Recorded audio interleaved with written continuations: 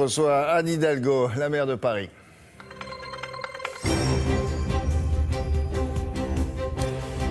Bonjour William, bonjour à tous. Anne Hidalgo, bonjour. Bonjour. D'abord une question sur Ebola. La capitale, Paris, est logiquement la porte d'entrée potentielle pour le virus. Est-ce que ça vous inquiète ? Bien sûr qu'on est toujours inquiet, mais il y a des mesures importantes qui sont prises, renforcées, notamment à l'arrivée des aéroports. Les hôpitaux, je préside l'assistance publique des hôpitaux de Paris, les hôpitaux parisiens sont prêts. Et puis Paris contribue aussi par son aide internationale auprès des villes touchées par le virus Ebola en Afrique. Je me rendrai notamment à Kinshasa, à l'Assemblée des maires francophones dans quelques semaines, où ce sujet-là sera bien sûr débattu entre nous. Les allocations familiales, on sait depuis hier qu'elles seront modulées en fonction des revenus. À partir de 6 000 euros, elles sont divisées par 2. Est-ce que vous approuvez cette réforme ? Moi, vous savez, je pense que l'on mette une progressivité en fonction des revenus, ça n'est pas choquant. Donc vous approuvez ? Non, parce que le principe est un principe intéressant. En revanche, ce que je n'approuve pas, c'est la modalité de mise en œuvre. Parce qu'aujourd'hui, vous avez des familles qui ont 40-45% de leurs revenus qui part en impôts. À Paris, vous avez ces mêmes familles dont 30 à 40% du revenu part en logement. Donc, j'estime qu'aujourd'hui, il y a un problème de pouvoir d'achat et que sur le principe, oui, je suis pour une modulation en fonction de son niveau de revenu, mais qu'aujourd'hui, compte tenu des problèmes de pouvoir d'achat, il faut faire très attention et être très prudent. Et c'est quoi, c'est le niveau de revenu ? Oui, je pense qu'il faut beaucoup plus de progressivité parce que là, vous touchez directement les classes moyennes et aujourd'hui, les classes moyennes sont quand même à la peine. Oui. Et est-ce que vous avez l'impression que ce sont les députés socialistes qui ont fait plier François Hollande ? C'est ce que je lis. Moi, je comprends le principe. En soi, c'est un principe qui est dicté par une recherche de justice sociale. Mais aujourd'hui, franchement, compte tenu du problème de pouvoir d'achat des ménages et notamment des classes moyennes, par exemple à Paris, où je suis en train de travailler sur différentes prestations, pas des allocations familiales, mais des prestations aux familles, j'ai demandé, bien sûr, qu'il y ait de la progressivité et il y en a dans nos aides. Les familles plus aisées vont payer l'année prochaine plus cher la cantine et les activités. Tout à fait, mais donc, à partir de 10 000 euros de revenus, donc voilà, parce que j'ai ajouté un autre élément dans les mesures que je suis en train de prendre, c'est le nombre d'enfants par famille, voilà, parce que c'est pas pareil si on a 2 enfants, 3 enfants ou 4 enfants qui mangent à la cantine, mais vraiment la question du pouvoir d'achat des ménages et notamment des classes moyennes est un vrai sujet, je pense qu'il faut en tenir compte aujourd'hui. L'État veut faire des économies, il ferme le robinet des dotations, pour Paris c'est 200 millions d'euros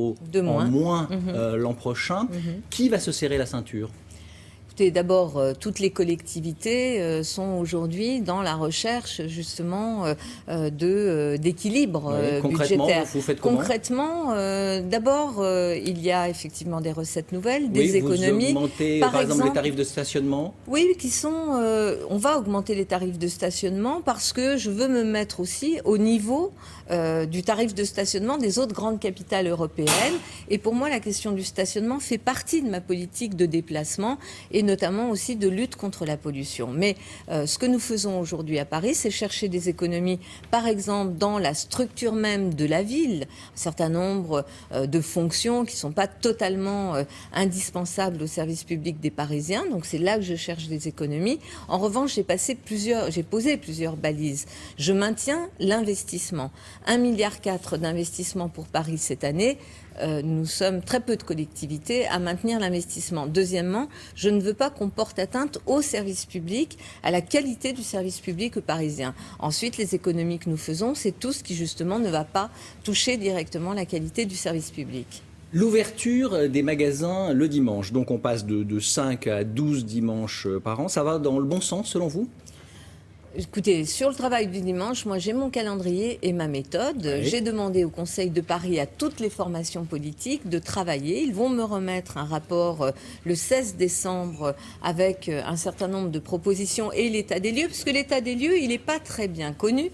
Mais vous savez, à Paris, il y a déjà, sur le travail du dimanche, énormément de salariés et de secteurs d'activité. Oui, il y a 7 zones touristiques. Il y a 7 zones touristiques. Mais par exemple, il n'y a pas, sur les grands boulevards, il n'y a pas le Printemps et les Galeries Lafayette. Par exemple, on dit souvent, les touristes chinois qui arrivent en France, bah, si ils trouvent ces magasins fermés, ils peuvent être tentés d'aller à Londres.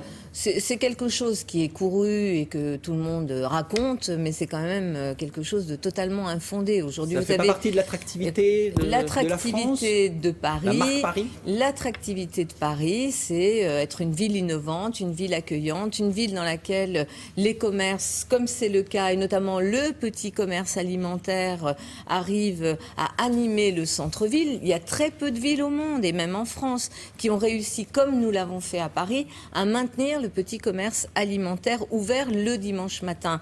Et en nombre d'emplois, je peux vous dire que ça fait aussi du monde. Et beaucoup de touristes, et même des maires étrangers, des maires anglo-saxons, me disent surtout fais attention, parce que vous avez réussi à Paris à protéger le petit commerce alimentaire, justement en ne permettant pas l'ouverture des grandes surfaces alimentaires. Eh bien, ça, c'est quand même une identité de la ville très forte qu'il nous faut préserver. Donc le Printemps et les Galeries Lafayette ne sont pas prêts d'ouvrir. Ce n'est pas le sujet comme ça aujourd'hui, parce qu'on le pose de façon très manichéenne. C'est plus compliqué. D'abord, il y a déjà 7 zones touristiques. Je veux bien qu'on regarde ces extensions éventuellement, mais compensation pour les salariés. Et deuxièmement, qui paye, par exemple, le service de propreté ou de protection qu'il faudra mettre en place si jamais c'était ouvert. Autre actualité, la question écologique, la loi sur la transition énergétique. Vous avez déploré la fin de l'écotaxe. Mais du coup, vous maintenez le péage poids lourd sur le périph' ou pas ?